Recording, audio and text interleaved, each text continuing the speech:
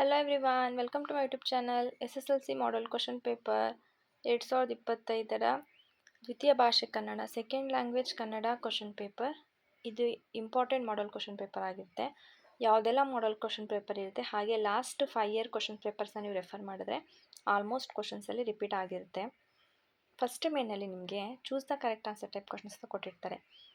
ಈ ಒಂದು ಪ್ರಶ್ನೆಗಳಿಗೆ ನೀವು ಆನ್ಸರ್ ಮಾಡಬೇಕಾದ್ರೆ ಕ್ರಮಾಕ್ಷರದೊಂದಿಗೆ ಬರೆಯಿರಿ ಅಂತ ಕೊಟ್ಟಿದ್ದಾರೆ. ಕ್ರಮಾಕ್ಷರ ಅಂದರೆ ಎ ಬಿ ಸಿ ಡಿ ಅಂತ ಅಲ್ಲಿ ಮೆನ್ಷನ್ ಮಾಡಿದ್ದಾರಲ್ವ, ಅದನ್ನು ಕೂಡ ನೀವು ಮೆನ್ಷನ್ ಮಾಡಿ ನೀವಲ್ಲಿ ಆನ್ಸರ್ ಮಾಡಬೇಕಾಗುತ್ತೆ.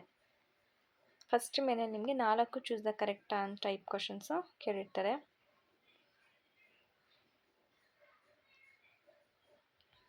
ಈ ಮೇನ್ ನಿಮಗೆ ವ್ಯಾಕರಣದಲ್ಲಿ ಅಂದರೆ ಗ್ರಾಮರ್ ರಿಲೇಟೆಡ್ ಕ್ವಶನ್ಸ್ಗಳು ಕೇಳಿರ್ತಾರೆ. ಯಾವುದೇ ಪೊಯಮ್ ಅಥವಾ ಲೆಸನಿಂದ ಅವರು ಕೇಳಿರೋಕ್ಕೆ ಚಾನ್ಸ್ ಇಲ್ಲ. ನೆಕ್ಸ್ಟ್ ಇಲ್ಲಿ ನಿಮಗೆ ಒಂದೊಂದು ವಾಕ್ಯದಲ್ಲಿ ಉತ್ತರಿಸಿ ಅಂತ ನಿಮಗೆ ಇಲ್ಲಿ 12 ಪ್ರಶ್ನೆಗಳನ್ನ ಕೇಳ್ತಾರೆ. ಅದನ್ನು ನೀವು ಒಂದು ಸೆಂಟೆನ್ಸ್ ರೂಪದಲ್ಲಿ ನೀವು ಬರೀಬೇಕಾಗುತ್ತೆ. ಟೋಟಲ್ ಇಲ್ಲಿ 12 ಪ್ರಶ್ನೆಗಳಿರುತ್ತೆ. ಅದೇ ಥರ ಇಲ್ಲಿ ಕೆಳಗಿನ ಪ್ರಶ್ನೆಗಳು 3 ಅಥವಾ 4 ವಾಕ್ಯಗಳಿಗೆ ಉತ್ತರ ಬರೆಯಿರಿ ಅಂತಲೂ ಕೇಳಿದ್ದಾರೆ. ಇಲ್ಲಿ ಅವರು 8 ಪ್ರಶ್ನೆಗಳನ್ನ ಬರೀಬೇಕು. Each carries 2 marks. ಟೋಟಲ್ ನಿಮಗೆ ಇಲ್ಲಿ 16 ಮಾರ್ಕ್ಸ್ ನಿಮಗೆ ಇಲ್ಲಿ ಬರುತ್ತೆ.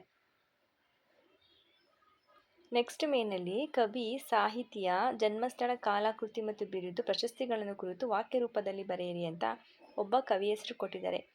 ಇವ್ರ ಬಗ್ಗೆ ನೀವು ಬರೀಬೇಕಾದ್ರೆ ನಿಮಗೆ ಇದರಲ್ಲಿ 3 ಮಾರ್ಕ್ಸ್ ಸಿಗುತ್ತೆ. ಅದಾದಮೇಲೆ ನೆಕ್ಸ್ಟ್ ಪದ್ಯದ ಸಾರಾಂಶವನ್ನು ನೀವಿಲ್ಲಿ ಬರೀಬೇಕಾಗುತ್ತೆ. ಈ ಒಂದು ಪದ್ಯದ ಸಾರಾಂಶರು ಹಳೆಗನ್ನಡ ಪದ್ಯಗಳನ್ನ ಕೇಳ್ತಾರೆ.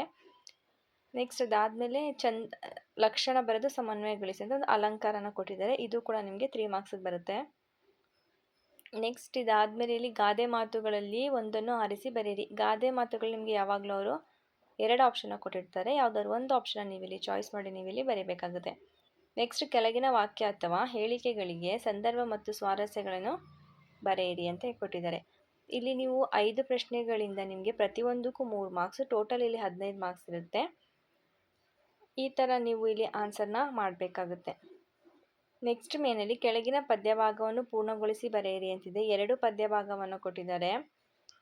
ಇಲ್ಲಿ 4 ಮಾರ್ಕ್ಸ್ಗೆ ಒಂದು ಪೊಯಮ್ ಕೊಡ್ತಾರೆ. ಅಂದರೆ ನೀವು ನೀರಕ್ಕ ಕಂಡಲ್ಲಿ ಅಂತಿದ್ರೆ ಅದನ್ನು ಬೇಕಾದ್ರೂ ಬರಿಬೋದು ಅಥವಾ ನೆಕ್ಸ್ಟ್ ಇನ್ನೊಂದು ಬೇಕಾದ್ರೂ ನೀವು ಇಲ್ಲಿ ಬರಿಬೇಕಾಗುತ್ತೆ. ಯಾವುದು ಈಸಿ ಇರುತ್ತೋ ಎಲ್ಲ ಪೊಯಮ್ಸು ಕೂಡ ನೀವು ಇಲ್ಲಿ ಪ್ರಾಕ್ಟೀಸ್ ಮಾಡಬೇಕಾಗುತ್ತೆ. ಚಾಯ್ಸ್ ಇರುತ್ತೆ, ಬಟ್ ಆದರೂ ಕೂಡ ನೀವು ಪ್ರಾಕ್ಟೀಸ್ ಮಾಡಿರಿ. ನೆಕ್ಸ್ಟ್ 8-10 ವಾಕ್ಯಗಳಲ್ಲಿ ನಿಮಗೆ ಚಾಯ್ಸ್ ಇರುತ್ತೆ. ಯಾವುದಾದ್ರು ಒಂದು ಪ್ರಶ್ನೆ ನೀವು ಇಲ್ಲಿ ಆನ್ಸರ್ ಮಾಡಬೇಕಾಗುತ್ತೆ. ನೆಕ್ಸ್ಟ್ ಮೇನಲ್ಲಿ ಇಲ್ಲಿ ಗದ್ಯ ಭಾಗವನ್ನು ಮನಸ್ಸಿನಲ್ಲಿ ಓದಿಕೊಂಡು ಕೊಟ್ಟಿರುವ ಪ್ರಶ್ನೆಗಳಿಗೆ ಉತ್ತರ ಬರೆಯಿರಿ ಅಂತ ಕೇಳಿದ್ದಾರೆ.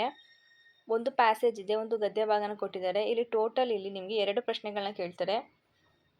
2 ಪ್ರಶ್ನೆಗಳಿಂದ ನಿಮಗೆ ಇಲ್ಲಿ 4 ಮಾರ್ಕ್ಸ್ ಸಿಗುತ್ತೆ. ಗದ್ಯ ಭಾಗವನ್ನು ನೀಟಾಗಿ ಓದಿ ನೀವು ಇಲ್ಲಿ ಆನ್ಸರ್ ಮಾಡಬೇಕಾಗುತ್ತೆ. ಈಸಿ ಇರುತ್ತೆ ಗದ್ಯ ಭಾಗ. ಆನ್ಸರ್ ಕೂಡ ನಿಮಗೆ ಅಲ್ಲೇ ಇರುತ್ತೆ. ಇಲ್ಲೇನು ನಿಮಗೆ ಟಫ್ ಆಗೋ ಥರ ಏನೂ ಇಲ್ಲ. ನೆಕ್ಸ್ಟ್ ಇಲ್ಲಿ ಪ್ರಬಂಧ ಬರೆಯಿರಿ ಅಷ್ಟೇ. ನಿಮಗೆ ಚಾಯ್ಸ್ ಇರುತ್ತೆ, ಅದರ ಒಂದು ಪ್ರಬಂಧ ನೀವು ಆರಿಸಿ ಬರೀಬೇಕಾಗುತ್ತೆ.